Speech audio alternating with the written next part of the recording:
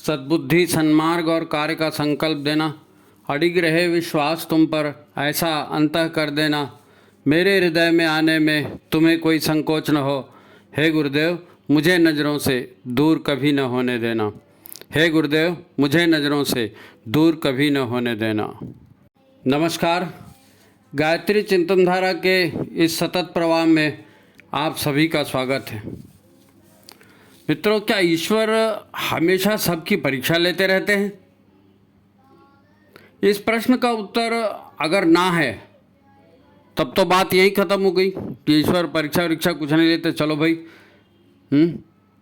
मुद्दा ही खत्म। पर अगर इसका उत्तर हाँ है कि हाँ भाई ईश्वर कभी कभी परीक्षा लेते हैं, तो फिर प्रश्न ये पैदा होता है कि दुनिया में अरबों खरबों से ज़्यादा प्राणी हैं, क्या सबकी परीक्षा लेते हैं ईश्वर? अच्छा, सबकी नहीं लेते, केवल मनुष्यों की लेते हैं, तो भी 8 अरब इंसानों की परीक्षा वो लेते रहते हैं। 8 अरब की जनसंख्या बहुत बड़ी है और ईश्वर इतने सारे लोगों की पर्सनली परीक्षा लेंगे, डील करेंगे, एक एक का सारा रिकॉर्ड स्वयं रखेंगे? ये संभव लगता है आपको? पर इससे भी बड़ा प्रश्न तो ये है कि ईश्वर कौन है और परीक्षा लेकर उस ईश्वर को क्या मिलने वाला है? हमारी परीक्षा से उसको क्या मिलेगा? हैं? क्या उसके पास और कोई काम नहीं है कि बस ये 8 अरब लोगों की परीक्षा ही लेता रहे? हैं? बाकी सारे काम हो गए भगवान के, बस यही बाकी है कि ये इंसान है, इनकी परीक्षा लेते रहो। अरे उस परीक्षा का कुछ उद्देश्य तो होगा। हैं? बस इंसानों की परीक्षा लेना है, बस वही बाकी है। मान लो भगवान या ईश्वर जो भी है उसने इंसान की परीक्षा ले भी ली और बंदा उसमें पास भी हो गया, हैं? तो क्या होगा? क्या होगा पास हो गया तो? अच्छा छोड़ो, ये सब चर्चा करके भी क्या होने वाला है? हैं? पर क्या पास होने वालों को कोई प्रमोशन या पुरस्कार भी मिलेगा? मान लो भगवान ने परीक्षा ली और आप परीक्षा में पास भी हो गए, तो इसका कोई प्रमोशन मिलने वाला है, कोई पुरस्कार मिलने वाला है? क्या पुरस्कार देता है ईश्वर? कितनों को उसने अब तक पास होने पर क्या क्या दिया, उसका कोई रिकॉर्ड है? हैं? अनेक लोग समाज में इस तरह की चर्चाएं करते रहते हैं, वो भी बिना उस विषय का पूरा अध्ययन किए। तो जाहिर है इसका कोई सार्थक परिणाम नहीं निकलने वाला। बस कहना था, कह दिए भगवान उसकी परीक्षा ले रहे हैं, वो हो बेचारा बड़ा परेशान है, तो भगवान उसकी परीक्षा ले रहा है इसलिए इंसान परेशान हो गया, ये कहना चाहते हैं। हाँ, इंसान मुसीबत में पड़ता है, कई लोग हार भी जाते हैं, टूट भी जाते हैं, कई लोग संघर्ष भी करते हैं, मुसीबतों से सीखते भी हैं, अनुभव भी पाते हैं और अपनी योग्यता बढ़ाते हैं, आगे के जीवन को बेहतर बनाते हैं, ये भी होता है। महत्वपूर्ण बात यह है कि मुसीबतें सब पर आती हैं, ये तो तय है, ये तय है कि मुसीबतें सब पर आती। तो सफलता के लिए अपना ज्ञान बढ़ाना भी जरूरी है ताकि मुसीबत से निपटा जा सके, है नहीं? अब बेसिक जानकारी तो हमें प्राप्त करनी है, वो ये है कि ये ईश्वर क्या है, ये परमात्मा क्या है, ये भगवान, ये देवी देवता, ये सब क्या हैं, ये सब क्या करते हैं और हम मनुष्यों से इनका क्या संबंध है, ये दुख क्यों आते हैं, दुखों से बचने का प्रयास अपने अपने स्तर पर सब कर रहे हैं। बहुत संघर्ष के बाद भी सभी तो सफल नहीं होते। अगर हमें दुखों से बचना है, अगर दुखों से उबरना है, तो हमें क्या करना चाहिए, ये पता करना ज़्यादा ज़रूरी है कि हमको मुसीबत आएगी तो उससे बचने के लिए हमको क्या करना है, ये जानना जरूरी ना। अब इसी बीच ये भगवान परीक्षा भी लेते हैं, तो इन सब का मतलब क्या है? तो वो ईश्वर कौन है, कहाँ रहता है, दुनिया के 8 अरब लोगों की परीक्षा क्यों लेते रहता है? फिर जो परीक्षा देना नहीं चाहता उसका क्या है? नहीं साहब, हमको परीक्षा नहीं देना है, तो भगवान उसको छोड़ देगा? देखो, एक सीधी सी बात है, हमें अपने लाभ से मतलब तो होना ही चाहिए। भगवान है नहीं है, परीक्षा ले रहा है नहीं ले रहा है, वो अलग बात है, लेकिन हमारा कोई नुकसान ना हो, इधर तो हमको अलर्ट रहना पड़ेगा ना, है नहीं? इसलिए उसका ज्ञान लिया जाना चाहिए, थोड़ा बहुत जीवन के बारे में भी हमको पता कर लेना चाहिए। तो ठीक है, इस वीडियो में अंत तक बने रहें, बहुत ही महत्वपूर्ण वीडियो होने वाला है। आप इस वीडियो को लाइक कर लीजिए, शेयर कर दीजिए, और जिन्होंने अभी तक चैनल को सब्सक्राइब नहीं किया वो सब्सक्राइब भी कर लें। अद्भुत वीडियो है, आप खुद इसको सुनेंगे तो आपको लगेगा कि नहीं, एक बार नहीं, इसको बार बार सुनना चाहिए। खैर, तो सबसे पहले ईश्वर की ही बात कर लें। ईश्वर माने क्या? ईश माने मालिक, स्वामी। ईश माने मालिक, स्वामी। जिसके स्वामित्व में ये संसार है वो ईश्वर है। जैसे सत्ताधीश होता है ना, सत्ताधीश, सत्ता जिसके हाथ में है, सत्ता का जो मालिक है। जगदीश, जगत का जो मालिक है, जगदीश जगत का मालिक है। एक ये हुआ है ना, ईश। दूसरा शब्द उपयोग करते हैं वो परमात्मा का है, परम आत्मा, परम ईश्वर। हम कह तो देते हैं परम आत्मा, परम ईश्वर। अब ईश्वर तो अपन ने जाना कि ईश है ना, मालिक, लेकिन परमात्मा, तो परमात्मा भी तो शब्द उसी के लिए उपयोग लाते हैं ना, यानी सबसे बड़ी आत्मा। परमात्मा सबसे बड़ी आत्मा, जो प्रमुख आत्मा है। यही सब आत्माओं की आत्मा है। कुल मिलाकर यह आत्म तत्व की बात है। आत्मा तो हमारी भी है ना।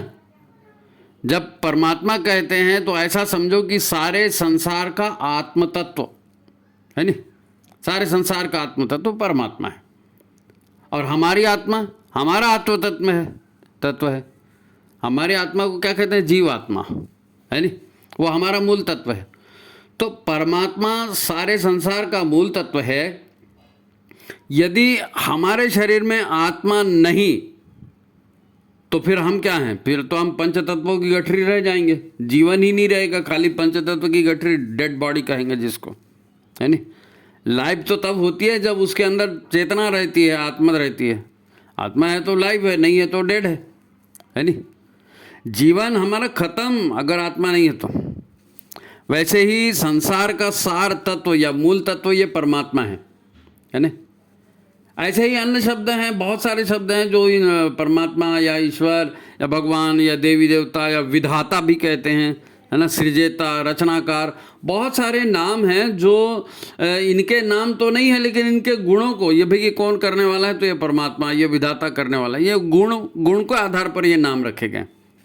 वैसे परमात्मा का नाम जो है ओम कहा गया है, ओम ही परमात्मा का नाम है नहीं। तो घुमा फिरा के सारे शब्दों का अर्थ वही निकलता है, बस कार्य के हिसाब से जो है ना अर्थ बदल कर बताए जाते हैं। किसी ने भी इस सृजनकर्ता, पालनकर्ता या विनाशकर्ता को देखा नहीं है, किसी ने नहीं देखा है। निर्गुण निराकार सर्वव्यापी सत्ता है, कौन देखने जाएगा, कैसे देखेगा, कहाँ से देखेगा, है नहीं। ऐसे ही नारी रूप में अनेक देवियाँ भी हैं। ये बहुत बड़ा और गहन विषय है, अध्ययन का विषय है। इसको अपन एक आधे घंटे पौन घंटे के एपिसोड में बता नहीं सकते, लेकिन हाँ देवियाँ भी हैं, उनका उल्लेख भी करना जरूरी है। इन सब का संबंध हमारे जीवन से तो है, पर इनमें से हमारी परीक्षा कौन ले रहा है? भगवान परीक्षा लेता बोलते हैं ना, तो हमारी परीक्षा कौन ले रहा है? और ये परीक्षा कैसे ली जाती है पता नहीं, किसी को पता नहीं चल पाता। पर हर संबोधन किसी खास गुण या लक्षण को व्यक्त करते रहता है नहीं। अब हम एक ही शब्द परमात्मा को लेकर आगे चर्चा करेंगे, हर शब्द का अपन उपयोग नहीं करेंगे। परीक्षा लेने वाली बात है, उसी पर ध्यान दे, कंसंट्रेट करेंगे। और ईश्वर बोलो, परमात्मा बोलो, बस एक शब्द परमात्मा का ही करें, नहीं तो भ्रम पैदा होगा, है नहीं, क्योंकि आगे पूरा समझने वाला काम है ना। तो उसके कार्य के अनुसार अलग अलग नाम भी बीच बीच में लेंगे, लेकिन आप परमात्मा ही मानकर चलिए। तो परमात्मा को ब्रह्मांड के रग रग में, कण कण में व्याप्त सबसे बड़ी शक्ति हम कह सकते हैं। संसार के कण कण में, रग रग में व्याप्त सबसे सुप्रीम पावर, सबसे बड़ी शक्ति परमात्मा। तो फिर यह हर जीव में है, कण कण में है तो नदी, पहाड़, जंगल, झाड़ी, सब में वही है। हमारे तुम्हारे प्राणी के अंदर भी वही तत्व है।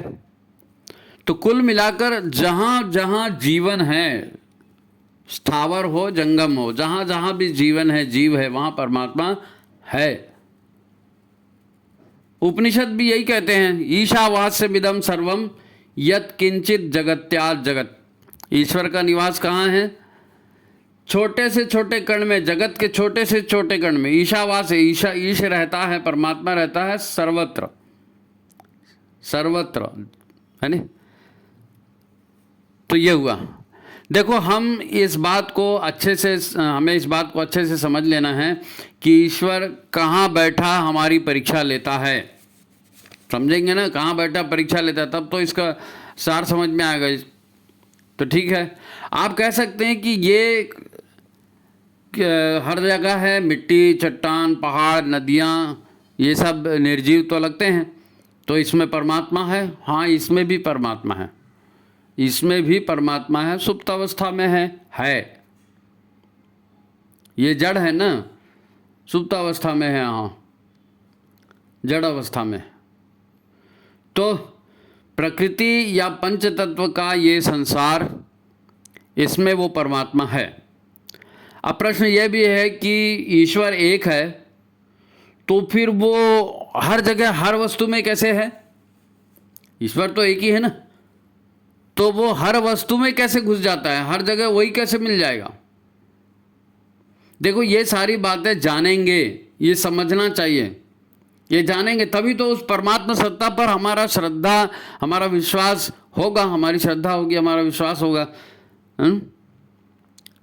तर्क भी एक प्रमाण होता है, साक्ष्य होता है, अनुभूति भी एक साक्ष्य है।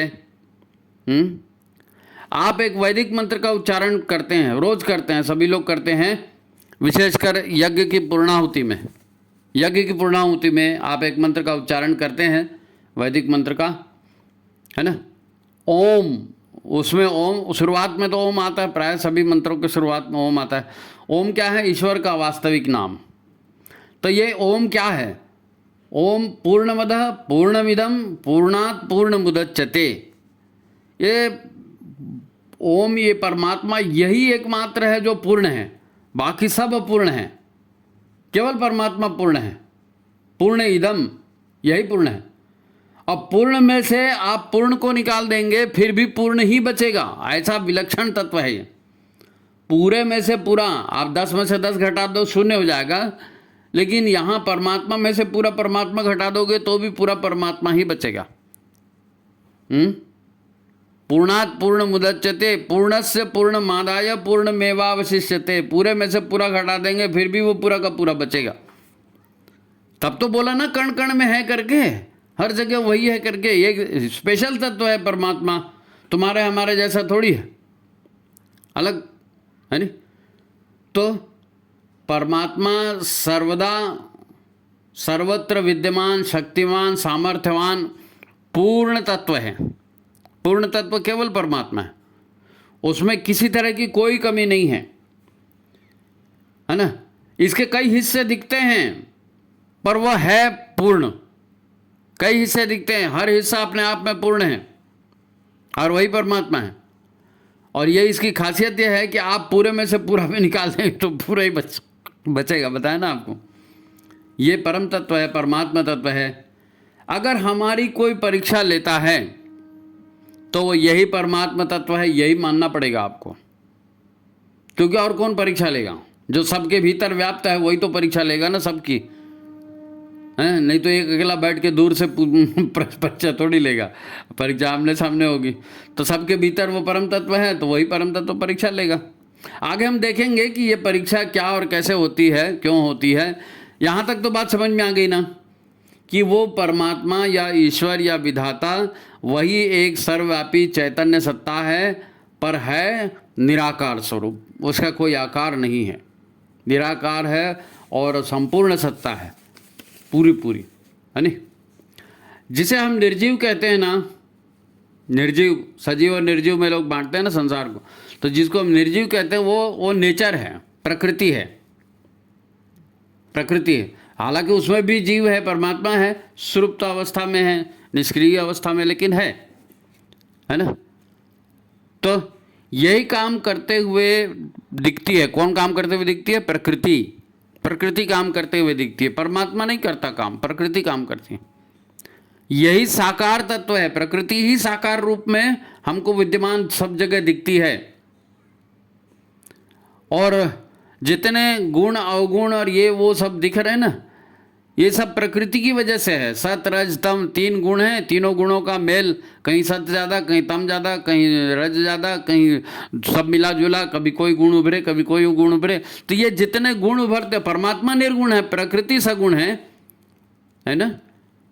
दिखने वाली चीज प्रकृति है और वो प्रकृति सगुण है, गुण युक्त है। विचार भावनाएं, है ना, ये ऊर्जाएं हैं खास तरह के। विचार एक खास तरह की ऊर्जा है, भावना एक खास तरह की ऊर्जा है ना। ये प्रकृति से ही उत्पन्न होती है, विचार और भावनाएं।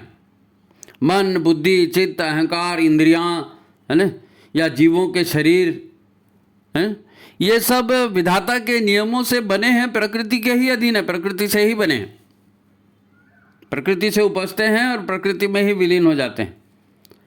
हाँ, इनमें गति आती है प्राण ऊर्जा से। प्रकृति में गति किससे आती है? प्राण ऊर्जा से। परंतु ये सारा सिस्टम प्रकृति का, मन, बुद्धि, चित्त, अहंकार, जंगल, वनस्पति, फलाना ठिकाना, ये सारा सिस्टम काम तब करता है जब परमात्मा, या इसको आजकल क्या कहते हैं, सुप्रीम कॉन्शसनेस, सबसे बड़ी, सुप्रीम मतलब सबसे बड़ी, कॉन्शसनेस मतलब चैतन्यता, चेतना, परमात्मा। तो संसार काम करता है परमात्मा चेतना की उपस्थिति में। प्राणों को भी गति और शक्ति उसी परमात्मा तत्व से प्राप्त होती है। इतने से आप सारे संसार की संरचना का एक अनुमान लगा सकते हैं कि भाई जो दिख रहा है, जो गुणवान है, जो है, ये प्रकृति है, और जो अदृश्य और सर्वशक्तिमान है वो परमात्मा है। यानी हम और आप सहित ये सारा संसार प्रकृति और परमात्मा, नेचर और सुपर कॉन्शसनेस की युगलबंदी है।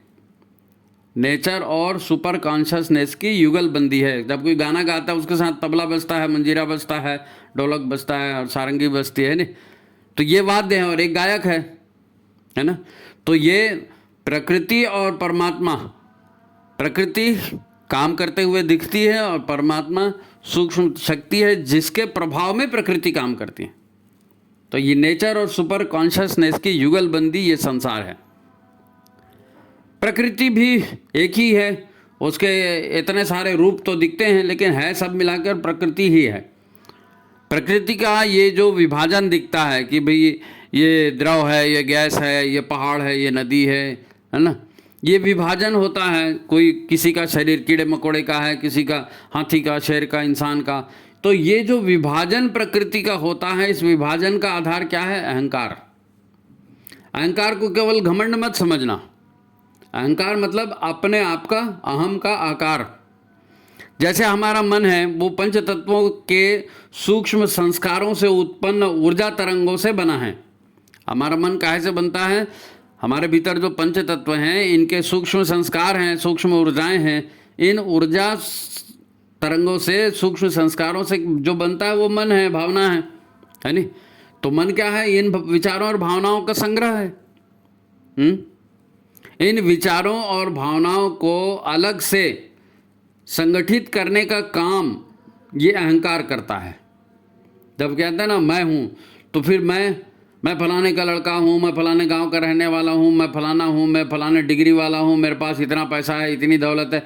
ये जितनी भी चीज़ें हैं इन सबको बटोर करके एक शरीर में ले आया। किसने ले आया? अहंकार ने ले आया। अहंकार से ये सब बंधा हुआ, उसी से अहंकार बनाना, एक पर्सनैलिटी बनी। पर्सनैलिटी मतलब पर्सनल, अहंकार मतलब खुद का आकार, है नी?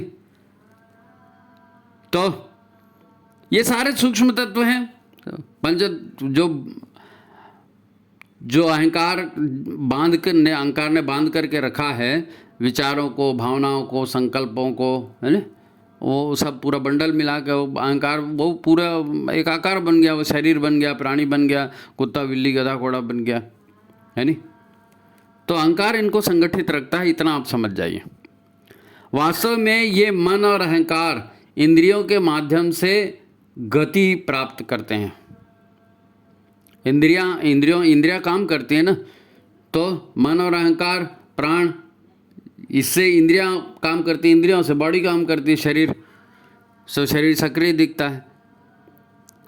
थोड़ा कठिन लग रहा होगा, लेकिन समझिए ना, इसको समझना पड़ेगा। भाई हमारा शरीर है, हमारा मन है, हम बार बार कहते हैं कि मेरा मूड नहीं है, मैं वीकनेस महसूस कर रहा हूँ, मैं फलाना कर रहा हूँ, तो हमारे शरीर में क्या हो रहा है जरा सा हमको याद रखना पड़ेगा ना, समझना पड़ेगा। यदि आपको ये समझना है कि परमात्मा परीक्षा लेते हैं, माने क्या होता है, परमात्मा परीक्षा लेते माने क्या होता है, तो प्रकृति का ये विभाजन समझ में आना जरूरी है, यानी शरीर, इंद्रियां, मन, बुद्धि और अहंकार, ये मिलकर क्या बना, मैं माने क्या, मैं माने मेरा शरीर, मेरी इंद्रियां, मन, बुद्धि, अहंकार, ये सब मिलाकर ही तो मैं बना ना। जब भी हम मैं, मेरा, मेरी मर्जी, मेरा अधिकार, मेरे क्षेत्र की बात करते हैं तो ये प्रकृति की बात है, परमात्मा की बात नहीं है, परमात्मा की बात नहीं है, ये हमारी प्रकृति बोल रही है। इसमें केवल शरीर ही तो दृश्य है, पंचतत्वों से बना स्थूल शरीर, यही दृश्य शरीर है, जीवन मृत्यु इसी शरीर की होती है। बाकी तो ऊर्जाएं हैं ना, विचार, भावनाएं, संकल्प, अहंकार, ये सब ऊर्जाएं हैं। तो ये तो ऊर्जाएं हैं, ये तो मरती नहीं है। ऊर्जा तो बिना, मतलब विज्ञान भी यही मानता है कि ऊर्जा कभी नष्ट नहीं होती, शरीर नष्ट हो जाता है नहीं। टूट फूट और विनाश केवल शरीर का ही होता है। सूक्ष्म इंद्रियां, मन, बुद्धि, पूर्व कर्मों के संचित संग्रहित भाव, संस्कार, अहंकार, कर्मों के संस्कार, ये सारे सूक्ष्म ऊर्जा तत्व हैं, ये नहीं मरेंगे।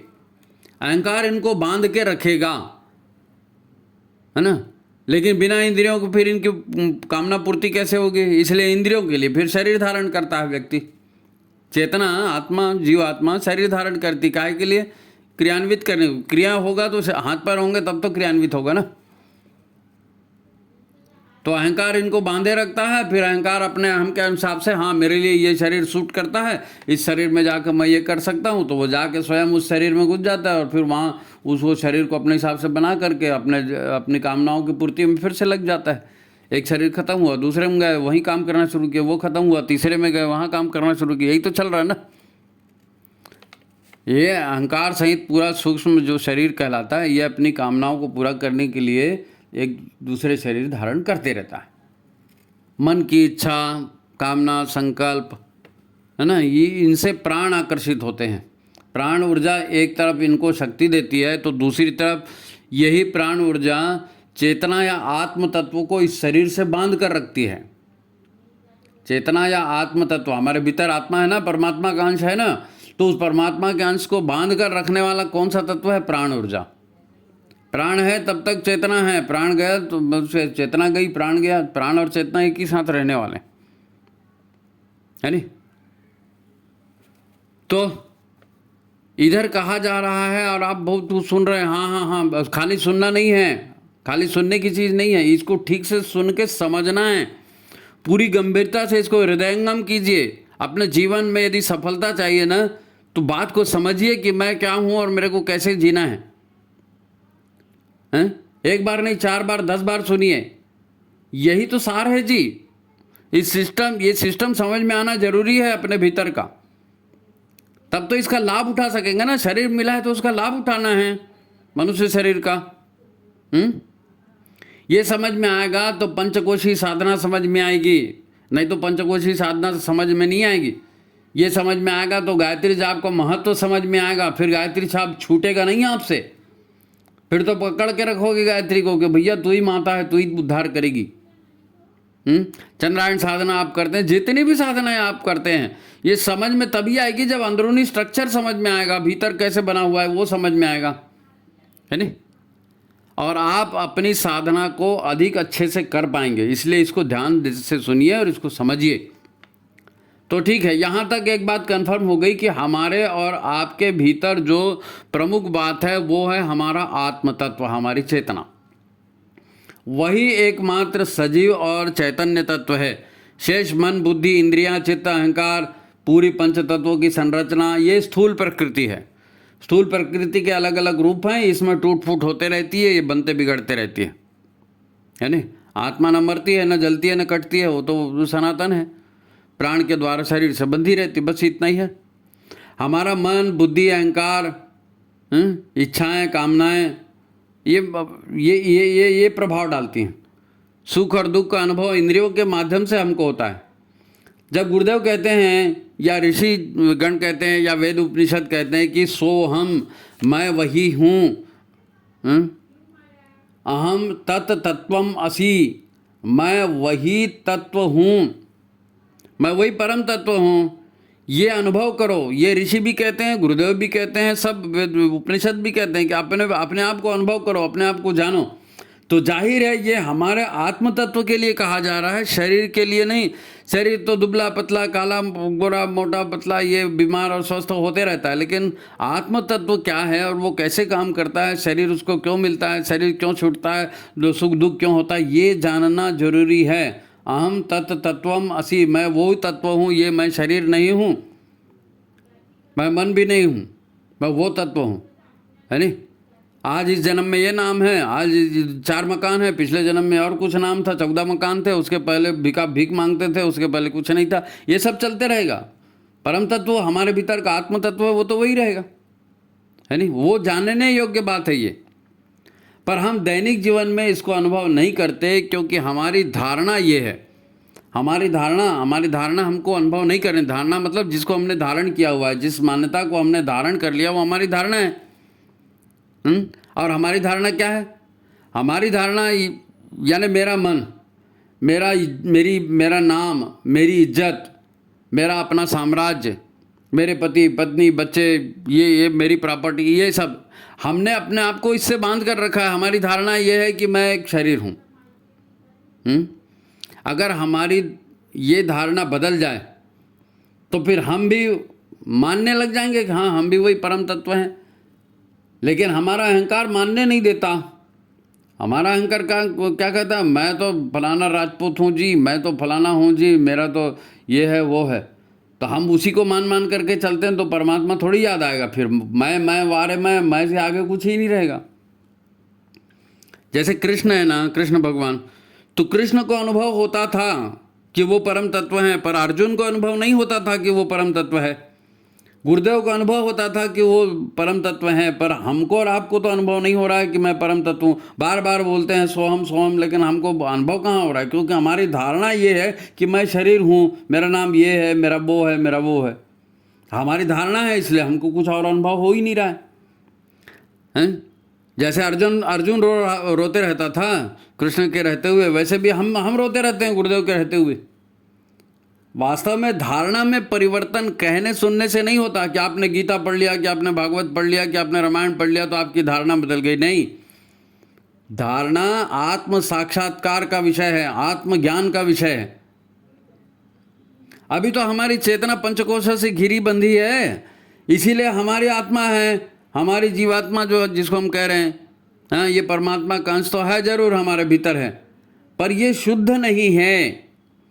परमात्मा परम शुद्ध है ना, ये जीवात्मा परमात्मा का अंश होते हुए भी परम शुद्ध नहीं है, क्योंकि इसके ऊपर कितनी सारी निगेटिव ऊर्जाओं का घेरा है ना, कितनी सारी निगेटिव ऊर्जाओं का घेरा है, ये शुद्ध नहीं है।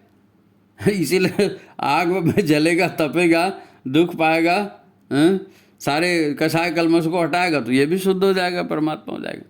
मन, बुद्धि, चित्त, अहंकार और न जाने कितनी कौन कौन सी कामना वासनाओं से अभी ये आत्मचेतना बंधी हुई है, घिरी हुई है।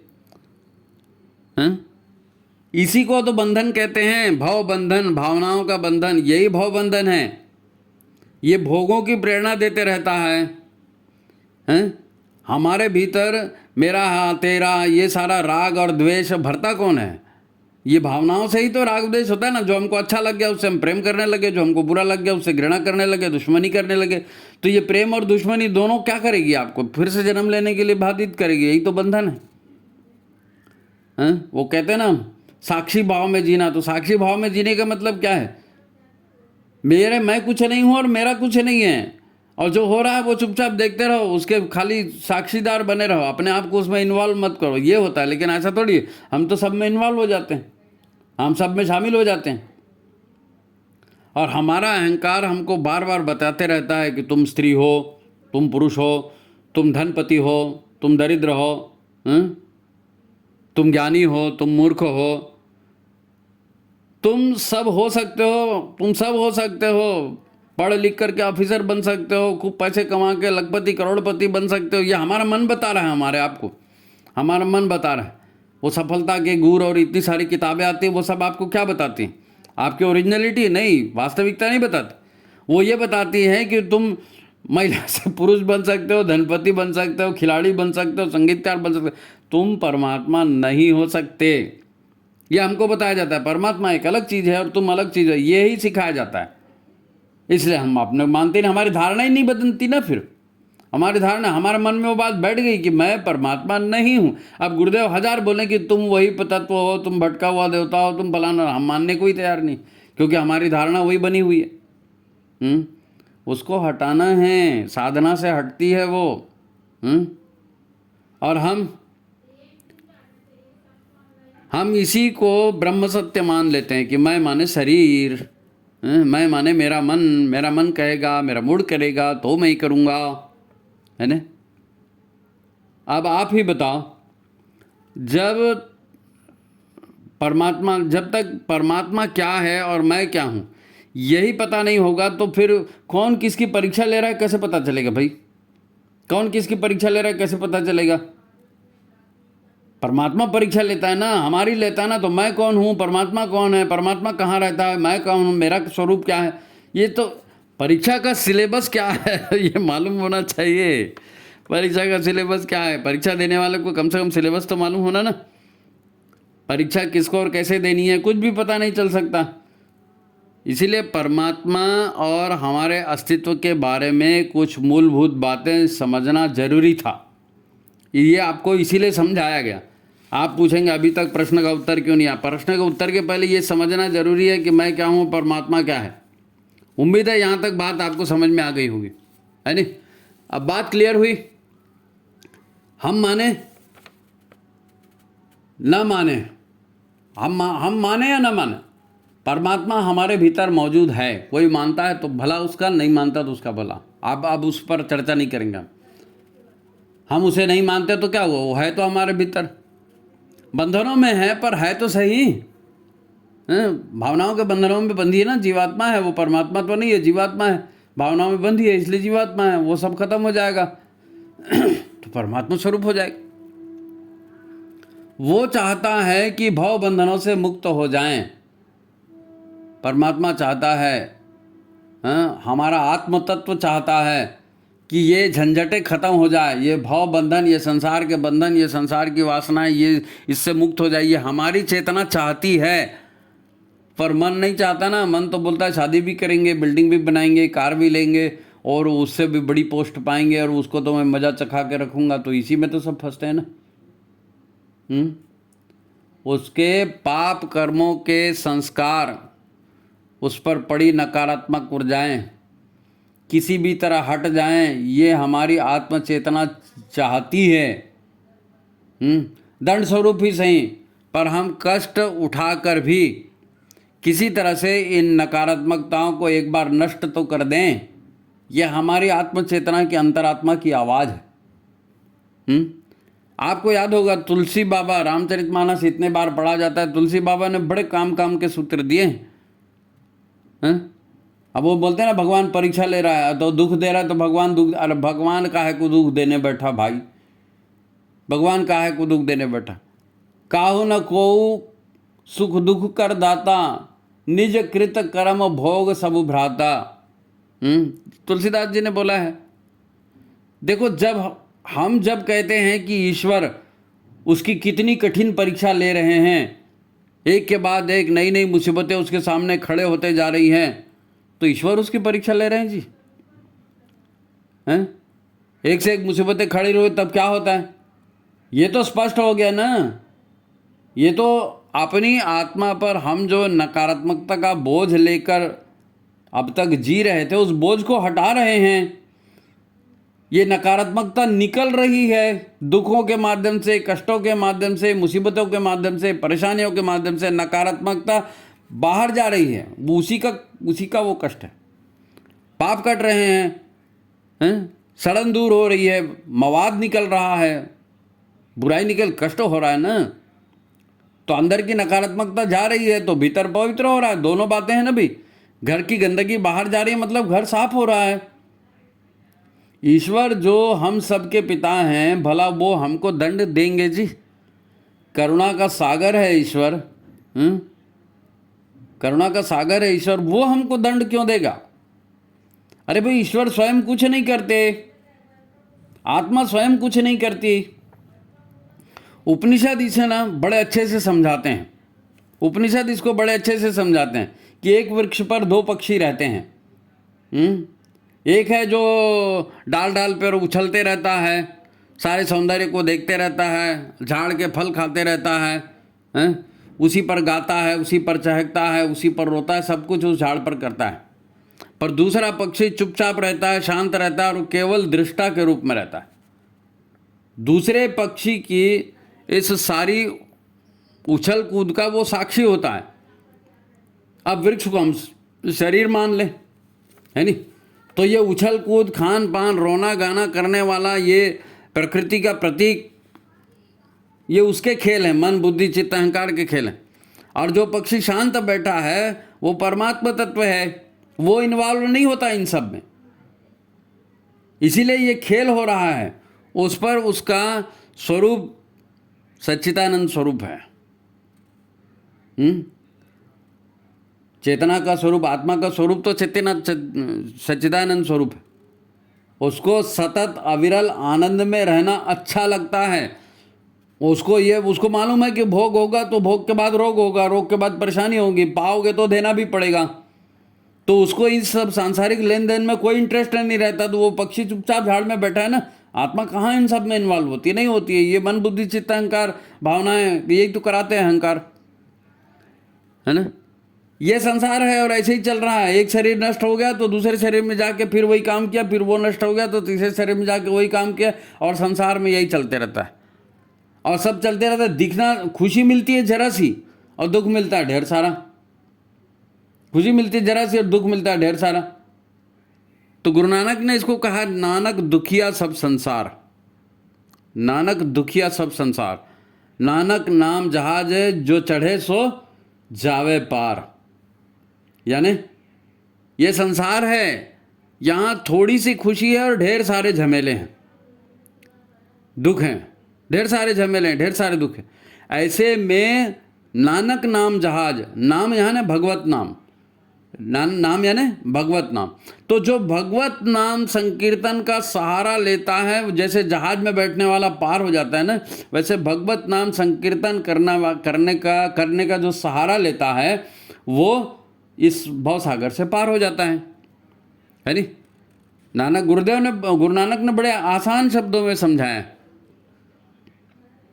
इसी को आदि शंकर अलग ढंग से कहते हैं। आदि शंकराचार्य हैं, है ना, वो संस्कृत के विद्वान थे। उन्होंने संस्कृत में कहा, वो कहते हैं पुनरपि जननम पुनरपि मरणम पुनरपि जननी जठरे शयनम, इह संसारे बहु दुस्तारे कृपया तारे पाहि मुरारे। है ना, फिर जन्म लेंगे, माँ के गर्भ में रहेंगे, हैं, माँ के गर्भ में सोते हैं ना, और फिर क्रियाकलाप करेंगे और फिर मरेंगे और फिर माँ के गर्भ में जाएंगे।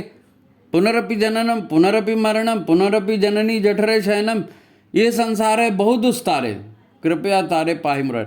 हे भगवान, इस संसार में बहुत सारे दुख हैं, हमको इस संसार से तार दीजिए। किसको कह रहे हैं? परमात्मा को कह रहे हैं। किसको कह रहे हैं? अपनी आत्मा की उपस्थिति को, अपने आत्मा को कह रहे हैं, परमात्मा को कह रहे हैं, शुद्ध आत्मा को, मन को नहीं। सत्यनारायण कथा आपने 1000 बार सुनी होगी। सत्यनारायण कथा शुरुआती प्रसंग आता है, शुरुआती प्रसंग सत्यनारायण कथा में, प्रारंभिक प्रसंग क्या होता है? नारद जी भूलोक में भ्रमण करते करते यहाँ वहाँ जाते हैं, सब आदमी लोगों को देखते हैं, कोई दुखी है, कोई रोगग्रस्त है, कोई संतप्त है, कोई व्याकुल है, किसी को कुछ परेशानी, किसी को कुछ परेशानी, और सब हाहाकार कर रहे हैं। तो वो बड़ा दुखी हो जाते हैं नारद जी, और फिर वो जाके विष्णु लोक में भगवान विष्णु को बोलते हैं नारायण नारायण। फिर उनको प्रार्थना करते कि भगवान, मैं भूलोक से आ रहा हूँ और वहाँ पर जितने भी मनुष्य हैं ये लगातार दुखों पे दुख पाए जा रहे हैं, प्रभु आप मुझ पर प्रसन्न हैं तो मुझे एक उपाय बताएं जिससे इन बेचारों के दुखों का, कष्टों का निवारण हो जाए। तो सत्यनारायण कथा कहती है कि उनको सत्य पर आचरण करना चाहिए, सत्य को ईश्वर समझना चाहिए, सत्य को नारायण समझना चाहिए और फिर उसका पूजन करना चाहिए। तो पूजन है फूल पत्ती चढ़ाना नहीं, उसको जीवन में उतारना है, सत्य के आधार पर जीवन जीना है। गुरुदेव कहते हैं ना, ईश्वर को सर्वव्यापी न्यायकारी मानकर उसके अनुशासन में जीवन जीना। तो सत्य के अनुशासन में जीना है तो रोग कष्टों से मुक्त हो जाओगे, पहला ही सूत्र है। तो फिर भगवान परीक्षा लेते हैं आत्मा परीक्षा लेती, परमात्मा परीक्षा, कौन किसकी परीक्षा लेता है, कौन किसकी परीक्षा लेता है? ये जीवन का एक दर्शन भी है और जीवन की वास्तविकता भी है और इसको समझना है। जो साधक होते हैं ना, पंचकोशी साधना आप कर रहे हैं, गायत्री साधना आप कर रहे हैं या दूसरी साधना कर रहे हैं आत्मविकास की, है ना, तो उसमें या योग की साधनाएं कर रहे हैं, अष्टांग योग कर रहे हैं, तो आपको ये सारी चीज़ें समझ में आनी चाहिए। दुख मुसीबतों से बचने का यही एक उपाय है और कोई उपाय नहीं है। अब भूत प्रेत और देवी देवता और इसको सिद्ध करो, उसको सिद्ध करो, उससे मुक्ति नहीं मिलने वाली है, उससे मुक्ति नहीं मिलेगी। स्वर्ग नरक मिलेगा, मुक्ति नहीं मिल सकती। मुक्ति जो है ना वो इसी आधार पर मिलेगी। तो फिर आइए अपने जीवन को यज्ञ रूप बनाते हैं, है नहीं, अपने जीवन को यज्ञ रूप बनाते हैं। दूसरों को जीवन देंगे तो आपको जीवन मिलेगा, दूसरों को तकलीफ देंगे तो आपको तकलीफ मिलेगी। यही तो बात आई ना। लगातार हमको तकलीफ मिल रही क्योंकि लगातार हमने दूसरे को तकलीफ दी है। हमारे अंदर की आत्मा है वही तो हमको साक्षी रूप से बता रही है कि भैया नहीं है, ये पाप कट जाए तो तुम्हारा जीवन बेहतर हो जाए, चलो ठीक है। भगवान तो जाके किसी गरीब के यहाँ जन्म नहीं देता, भगवान तो किसी को विकलांग नहीं बनाता, भगवान किसी का बुरा नहीं करता। हमारी आत्मा है, हमारी जीवात्मा है, वो हमको इन पापों से मुक्त करने के लिए उस तरह का शरीर देती है ताकि हम उस शरीर को धारण करें और अपने पाप को काट दें, है ना। ये ईश्वर का विधान है। अब गुरु आए हैं, हमको बताया उन्होंने कि सोहम अहम तत्वमसि, गुरु हमको बताए हैं, गुरु ने हमको दीक्षा दी है, गुरु ने हमको मार्ग दिया है, जीवन जीने का तरीका दिया है। तो गुरु के बताए तरीके पर जिए और गुरु से ही प्रार्थना करें। यज्ञ रूप प्रभो हमारे भाव उज्ज्वल कीजिए, छोड़ दे में छल कपट को मानसिक बल दीजिए, प्रभु मानसिक बल दीजिए, प्रभु मानसिक बल दीजिए, है ना। तो ये सार है। उम्मीद है आपको समझ में आया होगा। 2-4 बार और सुनिए और भी लोगों को सुनाइए। नवरात्रि का समय आ रहा है, साधना का समय आ रहा है, आपकी साधना सफल हो और आगामी नव वर्ष आप सभी के लिए मंगलमय हो। इसी कामना के साथ सभी को अनेकानेक शुभकामनाएं। और आप अंतिम में वही बात है, वीडियो को लाइक कीजिए, शेयर कीजिए, ज़्यादा से ज़्यादा लोगों तक भेजिए, ठीक है। सबको प्रणाम, फिर सबको अनंत अनेक शुभकामनाएं। नमस्कार।